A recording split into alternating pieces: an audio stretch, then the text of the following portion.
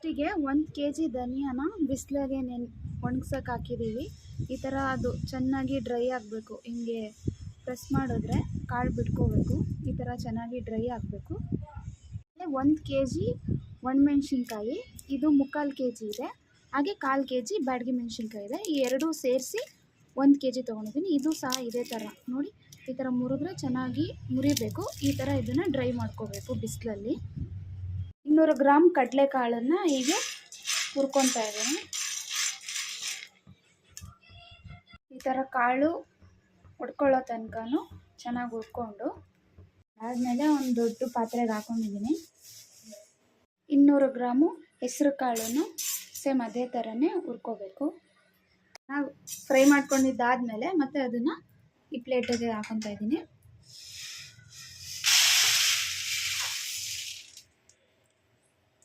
ಕಡಲೆಬೇಳೆ 100 ಗ್ರಾಮ್ ತೊಗೊಂಡಿದ್ದೀನಿ.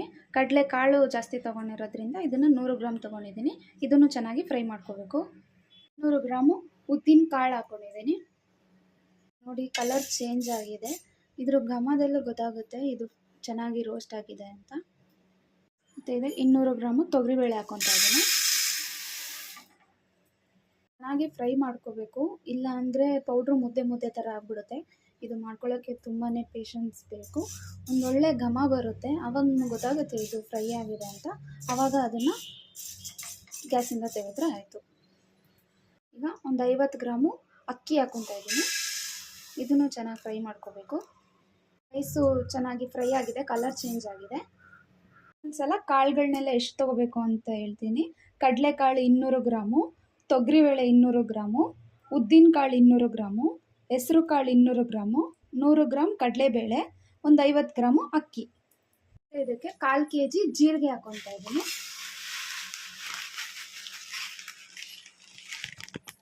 ಜೀರಿಗೆ ಈ ಥರ ಚಟಪಟ ಅನ್ನೋ ತನಕ ಹುರ್ಕೋಬೇಕು. ಜೀರಿಗೆ ಉರಿತಾ ಇದೆ, ಒಳ್ಳೆ ಘಮ ಬರ್ತಾ ಇದೆ. ಒಂದು 30 ಗ್ರಾಮು ಮೆಣಸು ಹಾಕ್ಕೊತಾ ಇದ್ದೀನಿ. ಮೆಣಸನ್ನು ಚೆನ್ನಾಗಿ ಹುರ್ಕೋಬೇಕು. ಕಡಾಯಿ ಕಾದಿರೋದ್ರಿಂದ ಲೋ ಫ್ಲೇಮಲ್ಲೇ ಹುರ್ಕೊಳ್ಳಿ, ಇಲ್ಲಾಂದ್ರೆ ಸೀದೋಗ್ಬಿಡುತ್ತೆ. 20 ಗ್ರಾಮ್ ಮೆಂತ್ಯ ಹಾಕ್ಕೊತಾ ಇದ್ದೀನಿ. ಮೆಂತ್ಯ ಜಾಸ್ತಿ ಹಾಕ್ಕೊಂಬೇಡಿ, ಕೈ ಬಂದ್ಬಿಡುತ್ತೆ. ಚೆನ್ನಾಗಿ ಕೆಂಪಗಾಗೋ ತನಕ ಹುರ್ಕೋಬೇಕು, ಆವಾಗಲೇ ಸಾಂಬಾರು ಪುಡಿ ಟೇಸ್ಟು. 50 ಗ್ರಾಮ್ ಸಾಸಿವೆ ತೊಗೊಂಡಿದ್ದೀನಿ. ಅದನ್ನು ಅಷ್ಟೇ ಚಿಟಪಟ ಆಗೋ ತನಕ ಫ್ರೈ ಮಾಡಬೇಕು. ಸಿಡಿತಾ ಇದೆ, ಇದಕ್ಕೆ ಒಂಚೂರು ಹಿಂಗೆ ಹಾಕ್ಕೊತಾ ಇದ್ದೀನಿ. ನೆಕ್ಸ್ಟು ದಪ್ಪ ಇರೋವಂಥ ಒಂದು 6 ಅರಿಶಿನದ ಕೊಂಬನ್ನು ಈ ಥರ ಪುಡಿ ಮಾಡಿ ಇಟ್ಕೊಂಡಿದ್ದೀನಿ, ಅದನ್ನು ಹಾಕ್ಕೊತಾ ಇದ್ದೀನಿ. ಇದನ್ನು ಚೆನ್ನಾಗಿ ಫ್ರೈ ಮಾಡಬೇಕು. ರೆಡಿ ಕರಿಬೇವಿನ ಸೊಪ್ಪು ಹಾಕ್ಕೊಂಡು ಅದನ್ನು ಡ್ರೈ ರೋಸ್ಟ್ ಮಾಡ್ಕೋಬೇಕು. ಬೇವು ಚಟಪಟ ಅಂತಿದೆ. ಇವಾಗ ಇದನ್ನು ಕೆಳಗೆ ಇಳಿಸ್ಕೊತೀನಿ. ನಾನು ಬಿಸಿಲಲ್ಲಿ ಒಣ ಹಾಕಿದ್ನಲ್ಲ, ಅದನ್ನು ಇವಾಗ ಚೆನ್ನಾಗಿ ಫ್ರೈ ಮಾಡ್ಕೋಬೇಕು. ಚೆನ್ನಾಗಿ ಒಣಗಿಸ್ಕೋಬೇಕು, ಆವಾಗಲೇ ಸಾಂಬಾರು ಪುಡಿ ಟೇಸ್ಟ್ ಬರೋದು. ಇದನ್ನು ಚೆನ್ನಾಗಿ ಫ್ರೈ ಮಾಡ್ಕೋಬೇಕು, ಒಳ್ಳೆ ಘಮ ಬರ್ತದೆ ಮಾತ್ರ. ಕಡಾಯಿ ಚಿಕ್ಕದಾಯಿತು, ಸೊ ಧನಿಯಾನ 3 ಭಾಗ ಮಾಡಿಕೊಂಡು ಹುರ್ಕೊತಾ ಇದ್ದೀನಿ. ಇದು ಲಾಸ್ಟ್ನೇದು ಹುರಿತಾ ಇದ್ದೀನಿ.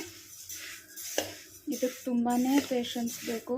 ನಮ್ಮ ಅಮ್ಮ ಮಾಡೋರು, ವೀಡಿಯೋ ಮಾಡ್ಕೊಳ್ಳೋದಕ್ಕೆ ನಾನು ಹೆಲ್ಪ್ ಮಾಡೋಕ್ಕೋಗಿ ನನ್ನ ಕೈಯಲ್ಲೇ ಮಾಡಿಸ್ತಿದ್ದಾರೆ ಎಲ್ಲ. ಇವಾಗ ಮಸಾಲೆ ಐಟಮ್ಸ್ದು ಕನ್ಸಿಸ್ಟೆನ್ಸಿ ಎಷ್ಟು ಅಂತ ಹೇಳ್ಬಿಡ್ತೀನಿ. ಒಂದು 1/4 kg ಜೀರಿಗೆ, ಹಾಗೆ ಒಂದು 30 ಗ್ರಾಮ್ ಮೆಣಸು, 50 ಗ್ರಾಮ್ ಸಾಸಿವೆಯಲ್ಲೇ ಒಂದು ಸ್ವಲ್ಪ ಹಿಂಗೆ ಹಾಕಿದ್ದೀನಿ. ಹಾಗೆ ಒಂದು 6 ರಿಂದ 7 ಅರಿಶಿನದ ಕೊಂಬು, ಹಾಗೆ ಒಂದು 20 ಗ್ರಾಮು ಮೆಂತ್ಯ. ಇದನ್ನೆಲ್ಲ ಈ ಥರ ಒಂದು ಫ್ಯಾನ್ ಕೆಳಗೆ ಸ್ವಲ್ಪ ಹೊತ್ತು ಆರೋದಕ್ಕೆ ಬಿಟ್ಟಿದ್ದೀನಿ. ಈ ಥರ ಮೆಣಸಿನ್ಕಾಯ್ದು ತೊಟ್ಟೆಲ್ಲ ಬಿಡಿಸ್ಕೊತಾ ಇದ್ದೀನಿ. ಎಲ್ಲ ಮೆಣಸಿನ್ಕಾಯಿನೂ ಈ ಥರ ತೊಟ್ಟು ಬಿಡಿಸಿ ಇಟ್ಕೊಂಡಿದ್ದೀನಿ. ಇದನ್ನೆಲ್ಲ ಒಂದು ದೊಡ್ಡ ತಟ್ಟೆಗೆ ಹಾಕ್ಕೊತಾ ಇದ್ದೀನಿ.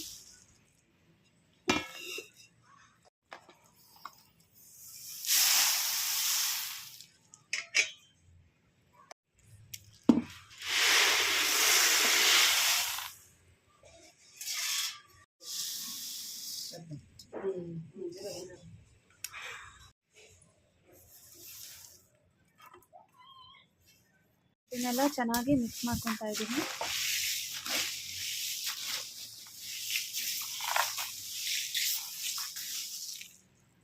ಎಲ್ಲ ಮಿಕ್ಸ್ಚರನ್ನು ಮಿಲ್ಲಿಗೆ ಹಾಕ್ಸ್ಕೊಬರ್ಬೇಕು.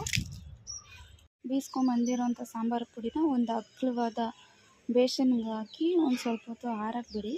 ಅದಾದಮೇಲೆ ಈ ಥರ ಒಂಚೂರು ಉಪ್ಪು ಹಾಕಿ ಒಂದು ಕಂಟೈನರಲ್ಲಿ ಸ್ಟೋರ್ ಮಾಡಿ ಇಟ್ಕೊಂಡಿದ್ದೀನಿ. ಇದನ್ನು ಮಾಮೂಲಿ ತರಕಾರಿ ಸಾಂಬಾರು ಎಲ್ಲದಕ್ಕೂ ಯೂಸ್ ಮಾಡ್ಬೋದು. ಇದು ವೆಜ್ ಸಾಂಬಾರು ಮಾಡೋದಕ್ಕೆ ಮಾಡ್ಕೊಂಡಿರೋಂಥ ಸಾಂಬಾರು ಪುಡಿ. ಸೊ ಇದೇ ಥರ ಹೆಚ್ಚಿನ ರೆಸಿಪಿಗಳಿಗೋಸ್ಕರ ನನ್ನ ಚಾನಲ್ನ ಸಬ್ಸ್ಕ್ರೈಬ್ ಮಾಡ್ಕೊಳ್ಳಿ. Thanks for watching.